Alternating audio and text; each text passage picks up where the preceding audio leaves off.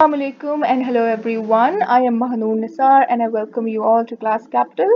आज की क्लास में हम बेसिकली ये सीखेंगे कि कैसे हम लोग अपने ब्लैक बोर्ड पे हम लोग डिस्कशन फोरम को क्रिएट कर सकते हैं.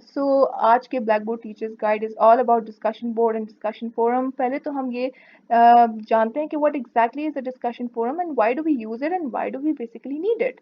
सो द थिंग इज कि आप ब्लैक बोर्ड पे या वैसे भी किसी भी एलएमएस पे आप डिस्कशन फोरम या डिस्कशन बोर्ड तब यूज करते हैं जब आप स्टूडेंट्स को कोई एक्टिविटी देना चाह रहे हो या फिर कोई आपका होमवर्क हो, कोई असाइनमेंट हो, कोई आपको रिस्पॉन्सेज लेने हो स्टूडेंट्स के.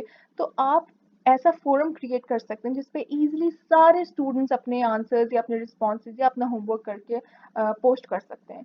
क्योंकि अगर आप ईमेल पे सबके असाइनमेंट्स या सबके आंसर्स या सबकी एक्टिविटीज रिसीव करना चाहते हैं तो फिर आपका ईमेल बहुत ज़्यादा क्लटर्ड हो जाएगा सब बच्चों के, सब स्टूडेंट्स के असाइनमेंट्स या होमवर्क से. या फिर अगर आप पेपर पेन पे लेना चाहते हैं तो वो भी एक अलग तरीका है. लेकिन this makes your life very easy because आप बहुत इजीली इसको मार्क भी कर सकते हैं, आप असेस इवेल्युएट भी कर सकते हैं और आप वैसे भी क्लास पार्टिसिपेशन के तौर पे इस चीज़ को यूज़ कर सकते हैं. So when we talk about learners engagement, so this is one way of engaging your learners on online platform या online portals.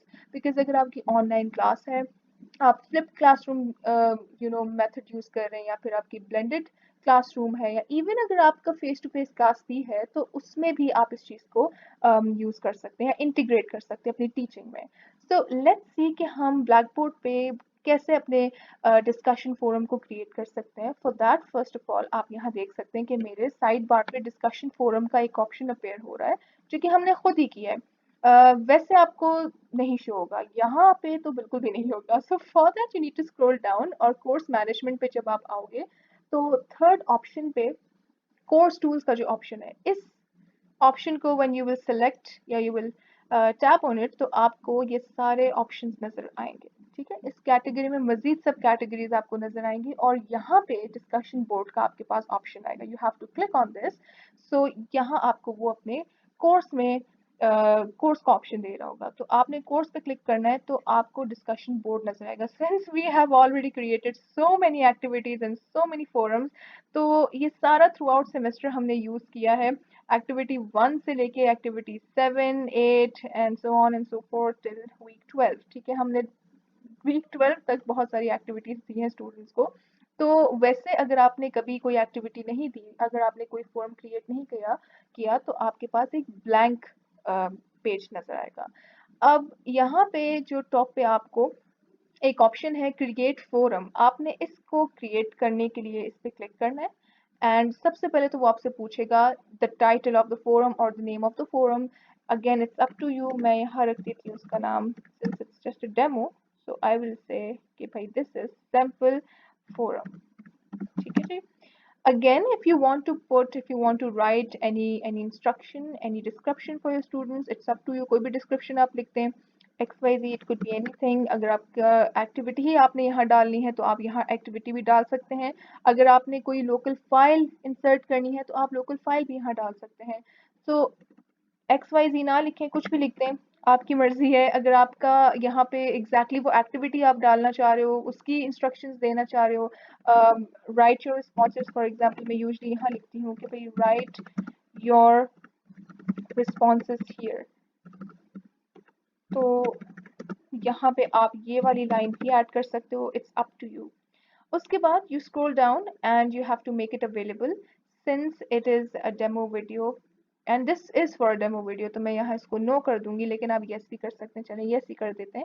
अगर आप चाहते हैं कि फोरम अवेलेबल हो जाए स्टूडेंट्स के लिए एक पर्टिकुलर टाइम तक और उसके बाद ये डिस्प्ले होना बंद हो जाए तो आप इस चीज़ को यहाँ पे आप इसकी टाइमिंग्स और आप इसकी डेट्स भी सेट कर सकते हैं. बाज़ हमें थोड़ा सा स्ट्रिक्ट करना पड़ता है चीज़ों को, हमें थोड़ी सी चीज़ें लिमिटेड करनी पड़ती हैं, स्टूडेंट्स को मार्क्स भी देने होते हैं, उनकी क्लास पार्टिसिपेशन भी देखनी होती है. So it's a good option. आप इसको टाइम बाउंड कर देंगे तो स्टूडेंट्स इस चीज़ को करेंगे भी. उसके अलावा फोरम की सेटिंग में आपने इसको स्टैंडर्ड व्यू पे ही रखना है. प्लीज इस पे अभी ना क्रिएट कीजिए, इसको ना रखिएगा, आप स्टैंडर्ड व्यू पे ही रखें. My forum is usually not graded but it's up to you if you want to keep it, you know, graded assignment, तो आप यहाँ पे असाइनमेंट भी, आप इसको ग्रेड भी डाल सकते हैं इसके ऊपर। तो इसको आप ग्रेडेड रखें या नॉन ग्रेडेड रखें, it's up to you. So it's no grading for me.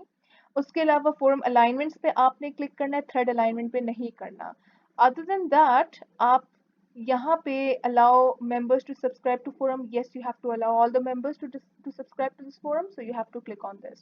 उसके अलावा ये जो लास्ट के 3 ऑप्शंस हैं, इस पे बाय डिफॉल्ट क्लिक हुआ हुआ है। सो यहाँ पे जो है इस चीज़ का ख्याल रखें दैट प्लीज़ आप इस चीज़ को अनटिक कर दें, अनचेक कर दें, that is allow members to create new threads. अब होगा ये कि अगर आप इसको यूं ही रहने देंगे, अगर आप इसके ऊपर टिक रहने देंगे, तो एक फोरम आपने क्रिएट कर दिया। अब हर एक स्टूडेंट, जो जो स्टूडेंट आपके इस कोर्स में इनरोल्ड है और जो जो इस फोरम पे पार्टिसिपेट करेगा, वो अपना अलहदा से एक रिस्पॉन्स देगा और अलहदा से थ्रेड्स बनते जाएंगे। So एक forum पे thread within thread, and you will see and you will find out multiple threads within a single forum, and that becomes a big mess। और ये बहुत बड़ा mess बन जाता है और बहुत cluttered हो जाता है। सो खास तौर पे आप थ्रेड विद इन थ्रेड्स पे तो बिल्कुल भी ना जाएं। एक फोरम के अंदर मल्टीपल थ्रेड्स बन जाएंगे, जितने स्टूडेंट्स इसमें पार्टिसिपेट करेंगे वो अपना थ्रेड बनाते जाएंगे। सो इस चीज़ पे तो सबसे पहले आपने अनचेक करना है। ठीक है जी। Allow file attachments, it's up to you. अगर आप चाहते हैं स्टूडेंट फाइल पे अटैच करें कोई काम जो आपने दिया है, तो वो आप ये कर सकते हैं, अदरवाइज को अनचेक कर दें। और allow users to reply with quote, यहाँ पे एक, अगर आप चाहते हैं आपके ही जहाँ पे आपने क्वेश्चन लिखा है उसी में, उसी बॉक्स में ये लोग आंसर करें, तो आप ये भी कर सकते हैं। सो इसको टिक करें या इसको रखें, इट्स अप टू यू। लेकिन इस चीज को जरूर हटा दीजिएगा if you don't want a mess in your life, और आप नहीं चाहते कि सारे स्टूडेंट्स एक थ्रेड के अंदर मल्टीपल थ्रेड्स बनाएं, तो आप इसको अनचेक कर दें फौरन से। And after that you have to submit it. जब आप सबमिट कर देंगे, तो सैम्पल फोरम आपके पास बन जाएगा। अब सैम्पल फोरम के अंदर आपने मजीद जाके ना चेंजेस करनी है। अब आप यहाँ पे करेंगे क्रिएट थ्रेड।